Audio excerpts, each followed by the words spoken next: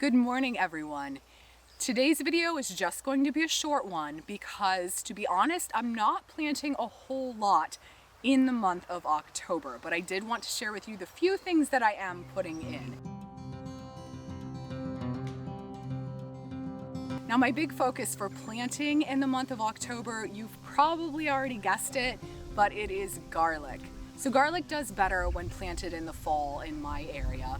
So I'm typically planting anywhere between the middle of October and about the first or second week of November, depending on the year.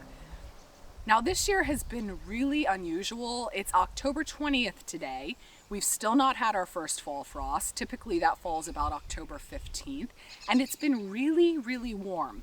So I'm probably looking at pushing my planting date back at least till about Halloween weekend, maybe even into November this year. But typically if I can get the garlic in before my ground freezes hard, it does fine.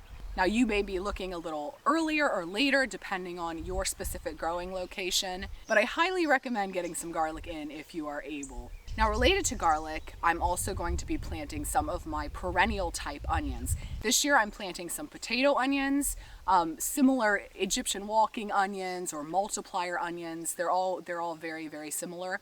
But those do really well when planted at about the same time as garlic. Now the other group of things that I plant in October here, I am doing so to overwinter them. So in my area of the world, typically in October it's getting too cold, the days are getting too short for anything to be planted and then still able to be harvested during this year.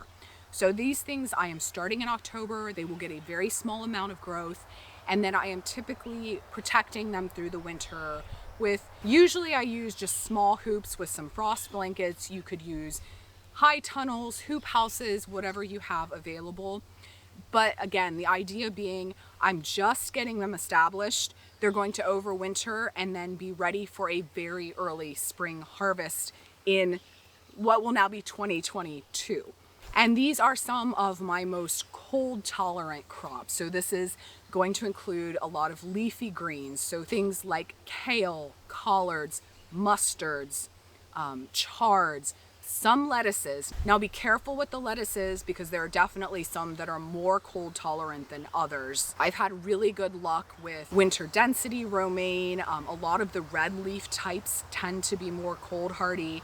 I definitely stay away from the more tender leaf types like butterheads. Those don't hold up to the super cold really well.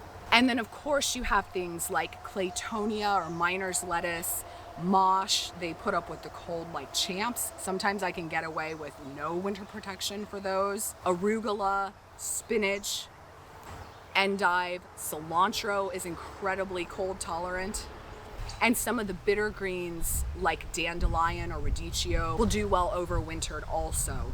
Now in theory, some of the root crops could be overwintered. Think some carrots, beets, some of your storage turnips, rutabagas. The problem that I run into with overwintering root crops is not that they don't survive, is that my little critters, voles and chipmunks in particular, little rodents that like to dig, will get in there and nibble on the roots in the middle of winter when there's very little other food available for them. So a lot of times with my carrots in particular, I'll think that they're doing great. I'll pull them up in the spring and there's either just mush there because they've been completely eaten away, or I'll have a lot of little chew marks on them, which is always disappointing. So if you're overwintering root crops, just be aware of that particular challenge. And one last thing I will plant in the month of October is my winter rye cover crop.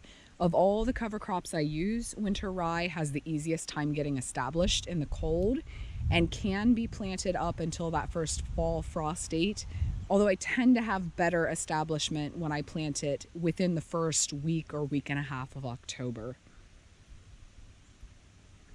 So like I said, it's a pretty short list. That wraps up what I am planting in my Zone 6A Ohio garden. I'd love to hear from you. What are you planting in your garden during the month of October? Drop a line in the comments below and let me know. And if you found today's video helpful, please consider subscribing to my channel, Growfully with Jenna, for more garden updates. Thanks for watching, and I'll see you next time.